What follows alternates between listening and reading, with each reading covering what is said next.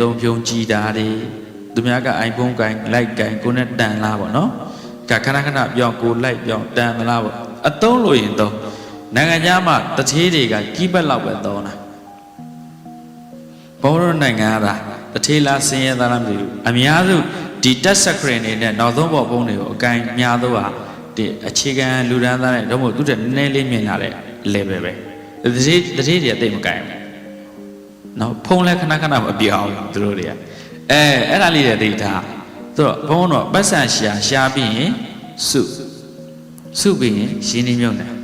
recover လုပ်တဲ့အခြေခံတက်ကံမရှိဘူးအဲ့တွေးကြုံနေမရှိဘူးပြည့်တိဖို့လွယ်သွားတယ်ငွေရှာတာမခတ်ဘူးပညာတတ်ဖို့လိုတယ်ငွေထိန်းဖို့ခတ်တယ်အဲ့ဒီငွေကိုပွားဖို့ကြတော့ investment လုပ်တတ်ဖို့လိုတယ်ရင်းနှီးမြုပ်နှံတဲ့အမျှော်မြင်မရှိရင်တက်လုံးမကြည့်ပါဘူးနော်တချို့ကချမ်းသာတယ်ဒါပေမဲ့ तू အလုပ်သမားနည်းနဲ့ချမ်းသာတာ तू အလုပ်မလုပ်ရင် तू ငွေမရှိတော့တချို့ကအလုပ်ရှင်နည်းနဲ့ချမ်းသာတာ investment လုပ်ထားတာချိုးတင်မြင်တယ်အေးစေး तू ကကန်းချီလဲသွားလိုက်တာပဲနော်ပွဲတွေပါတွေလည်းတက်နေတာပဲပတ်သက်လည်းဒီတိုင်းဝင်နေတာ तू ရင်းနှီးမြုပ်နှံတယ်လို့ဒါကြောင့်ငွေရှာနည်းငွေထိန်းနည်းငွေကိုရင်းနှီးမြုပ်နှံနည်း